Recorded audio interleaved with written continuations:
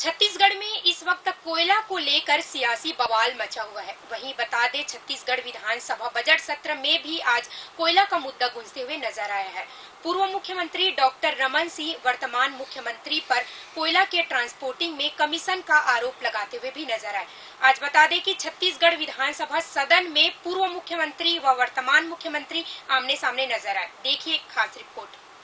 दरअसल पूर्व मुख्यमंत्री डॉक्टर रमन सिंह ने विधानसभा में प्रश्नकाल के दौरान गारे पलमा कोल ब्लॉक रायगढ़ के कोल ट्रांसपोर्टेशन के रेट और टेंडर में गड़बड़ी का आरोप लगाते हुए मामला उठाया। रमन सिंह ने कहा कि ट्रांसपोर्टेशन के लिए दुगुने दर पर टेंडर दिया गया है। जो SCCL का रेट है उससे कहीं ज्यादा है। अतिरिक्त पैसा कहाँ जा रहा है? इस मामले में पूर्व मुख्यमंत्री डॉक्टर रमन सिंह और मुख्यमंत्री भूपेश बघेल आमने सामने हुए। इस मुद्दे पर सत्ता पक्ष और विपक्षी सदस्यों के बीच काफी देर तक तीखी बहस हुई। अंत में भाजपा के सदस्यों ने मुख्यमंत्री के जवाब से असंतुष्ट होकर सदन से वॉकआउट किया। पूर्व मुख्यमंत्री डॉक्टर रमन सिंह ने कहा, हमने सामान्य टेंडर की प्रक्रिया पर ही जानकारी चाहिए, यहाँ टेंडर जारी करने में ही गड़बड़ी है।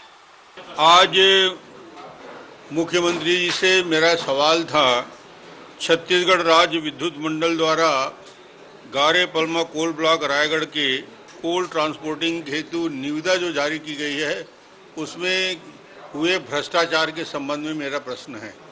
सामान्य प्रक्रिया है, जब कोई टेंडर प्रक्रिया होती है और टेंडर प्रक्रिया में वो चाहे 1 करोड़ का हो, चाहे 10 करोड़ का है, चाहे 1000 करोड़ का हो, जो निविदाकार होते हैं उनकी संख्या सामान्यतः 3 होनी चाहिए। मंत्री जी ने जवाब में दिया कि 4 लोगों ने निविदा डाली, 2 डिस्क्वालीफाई हो गए, बच गए 2, और जो बाकी 2 ही बचे उनके बीच में ही टेंडर को ओपन किया गया। और उस टेंडर की प्रक्रिया में भी हमारी आपत्ति है कि जब तक 3 लोगों के टेंडर में उपस्थिति ना हो तब तक टेंडर नहीं खोला जा सकता। इसमें नियम कानून प्रक्रिया को ताक में रख के काम किया गया है। अरबों खरबों रुपया का लेन देन हुआ है, बहुत बड़ा घोटाला इसमें हुआ है और इसे हमने कहा था कि विधायकों की समिति से इसकी जांच करा ले इस मामले में। और दूसरा मैंने विषय रखा था कि इस पूरी प्रक्रिया में रीटेंडर करने का इससे बड़ा बेहतर केस नहीं हो सकता, उदाहरण नहीं हो सकता। जब हमारे पास गाइडलाइन मौजूद है, रेट के बारे में क्लियर कट स्पेसिफिक गाइडलाइन तैयार है, उसके बाद भी मुख्यमंत्री ने रीटेंडर करने से या जांच करने से इनकार कर दिया। मैंने आरोप लगाया है कि इसमें कई जो ट्रांसपोर्टिंग का काम दिया गया है वो छत्तीसगढ़ के इलेक्ट्रिसिटी बोर्ड के खाते से कई अरबों रुपया का नुकसान होगा। सदन में पूर्व मुख्यमंत्री के सवालों का जवाब देते हुए CM भूपेश बघेल ने कहा, सारे नियम पिछली सरकार के समय बने, उसके बाद अब वो कहते हैं कि SCCL में जो रेट है उसके हिसाब से क्यों नहीं करते।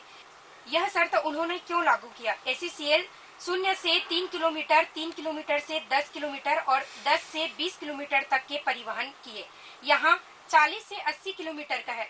दूसरे जो NTPCL और जो दूसरे थर्माकोल प्लांट है उसमें जो दरें हैं उससे कम में ये टेंडर हुआ।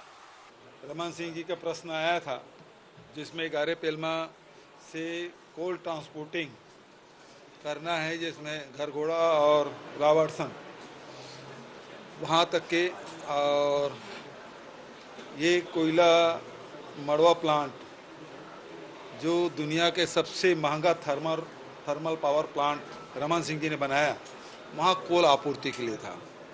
MDO नियुक्त रमन सिंह जी की सरकार में हुई।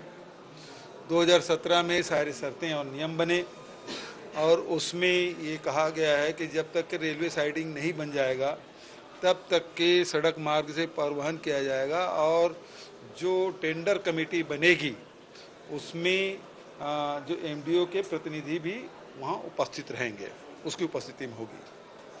तो सारे नियम हैं वो पिछली सरकार के समय बनी। उसके बाद अब वो कहते हैं कि ये SCCL में जो रेट है उसके हिसाब से आपने क्यों नहीं किया, तो ये शर्त आपने क्यों उस समय नहीं लागू किया। और SCCL में 0 से 3 किलोमीटर, 3 से 10 किलोमीटर, 10 से 20 किलोमीटर तक के परिवहन की है, यहाँ 40 किलोमीटर है और 80 किलोमीटर का है। जबकि दूसरे और जो NTPC और उससे संबंधित जितने थर्मल पावर प्लांट हैं उसमें जो दरें हैं उससे कम में ये टेंडर हुआ और उसके बाद भी ये केवल आरोप लगाने के लिए वो प्रश्न कर रहे हैं, जबकि सारी प्रक्रिया उनके कार्यकाल थी। और कोई प्रश्न 2012 में तो मड़वा बना ही नहीं था।